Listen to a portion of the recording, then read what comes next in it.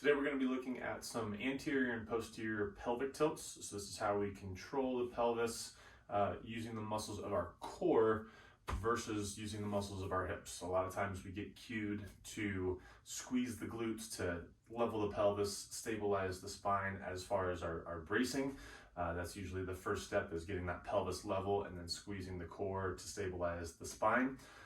And I find that it's really important to help people distinguish the core muscles control versus the hip muscles control related to the pelvic stability or really the level of the pelvis. So we're going to get into a supine or laying on our back position, and we're going to start with our hands on our hips. So if we are thinking about the front of our pelvis being where our pointer fingers are, you're going to look for those hip bones right around like above your pocket on your pants.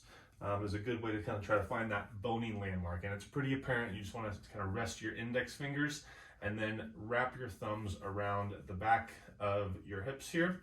And so we're going to treat this like a bowl. So when I say a bowl, that just means that our hands, the front of the fingers would be the bowl if we tip it forward, or if we bring the fingers down and we feel the thumbs come up, that's tipping the bowl forward and dumping water out the front of the bowl, versus tipping the water out the back of the bowl. So the front of the bowl is anterior and the back of the bowl is posterior. So if we bring that to our position on the floor here, going back to that landmark of our hips, we're going to think about arching our back, pulling our belly button up towards the ceiling, and feeling the bony landmark on the front start to tilt down.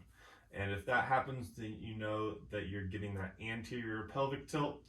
And then to reverse it, we're going to try to push our low back into the floor and feel the spine of the lower part of the body really engage against the ground.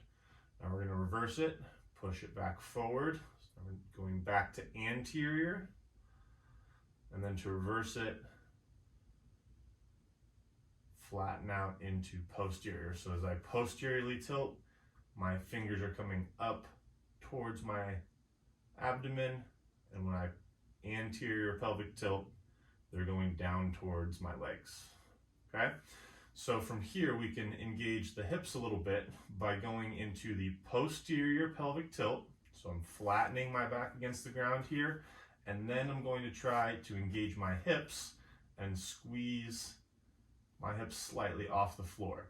Now, if you can go ahead and bridge up into a full bridge, that's great.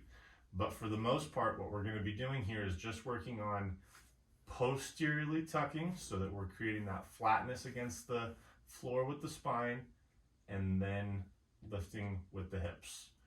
Okay, so this is some anterior and posterior pelvic tilts to try to get better control of the pelvis and distinguish when we use the hips and when we use the core.